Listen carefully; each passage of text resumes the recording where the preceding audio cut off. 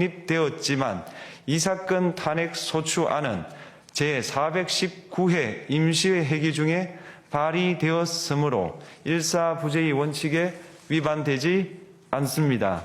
한편 이에 대해서는 다른 회기에도 탄핵 소추안의 발의 횟수를 제한하는 입법이 필요하다는 재판관 정형식의 보충 의견이 있습니다.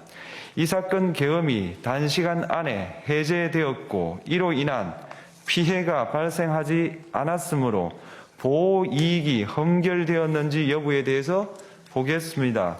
이 사건 계엄이 해제되었다고 하더라도 이 사건 계엄으로 인하여 이 사건 탄핵 사유는 이미 발생하였으므로 심판의 이익이 부정된다고 볼 수 없습니다.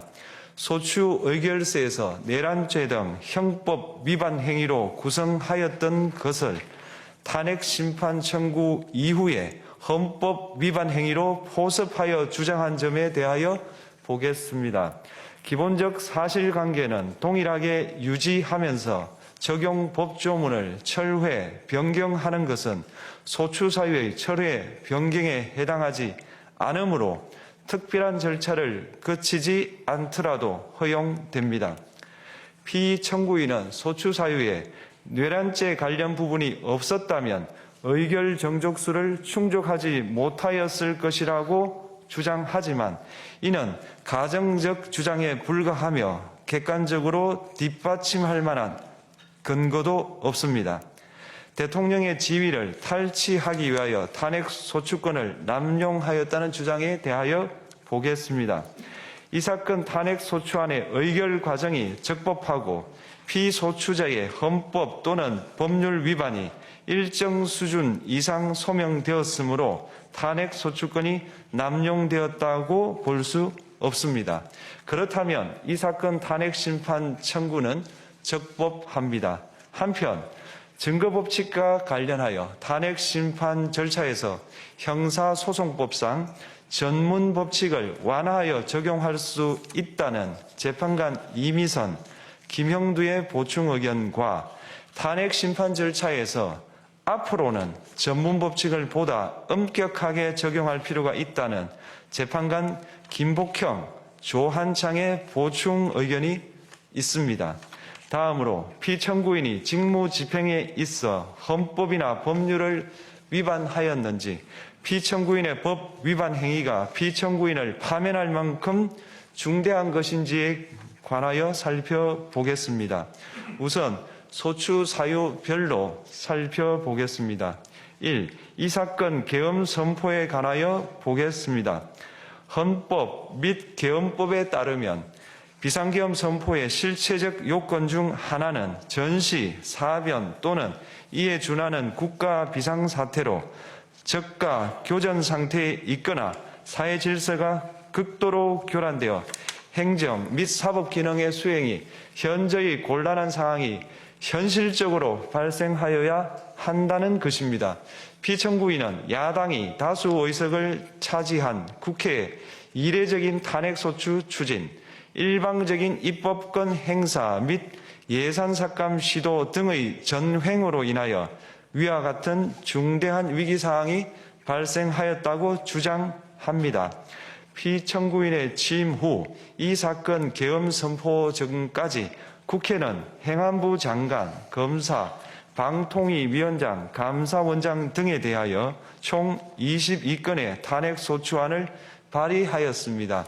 이는 국회가 탄핵소추 사유의 위법성에 대해 숙고하지 않은 채 법 위반의 의혹에만 근거하여 탄핵심판 제도를 정부에 대한 정치적 압박 수단으로 이용하였다는 우려를 낳았습니다. 그러나 이 사건 계엄 선포 당시에는 검사 1인 및 방통위 위원장에 대한 탄핵심판 절차만이 진행 중이었습니다. 피청구인이 야당이 일방적으로 통과시켜 문제가 있다고 주장하는 법률안들은 피청구인이 제의를 요구하거나 공포를 보류하여 그 효력이 발생되지 않은 상태였습니다. 2025년도 예산안은 2024년 예산을 집행하고 있었던 이 사건 계엄 선포 당시 상황에 어떠한 영향을 미칠 수 없고 위 예산안에 대하여 국회 예결특위의 의결이 있었을 뿐 본회의의 의결이 있었던 것도 아닙니다. 따라서 국회의 탄핵소추, 입법, 예산안 심의 등의 권한 행사가 이 사건 계엄 선포 당시 중대한 위기 상황을 현실적으로 발생시켰다고 볼 수 없습니다. 국회의 권한 행사가 위법, 부당하더라도 헌법재판소의 탄핵 심판, 피청구인의 법률안 제의 요구 등 평상시 권력 행사 방법으로 대처할 수 있으므로 국가 긴급권의 행사를 정당화할 수 없습니다. 피청구인은 부정선거 의혹을 해소하기 위하여 이 사건 계엄을 선포하였다고도 주장합니다.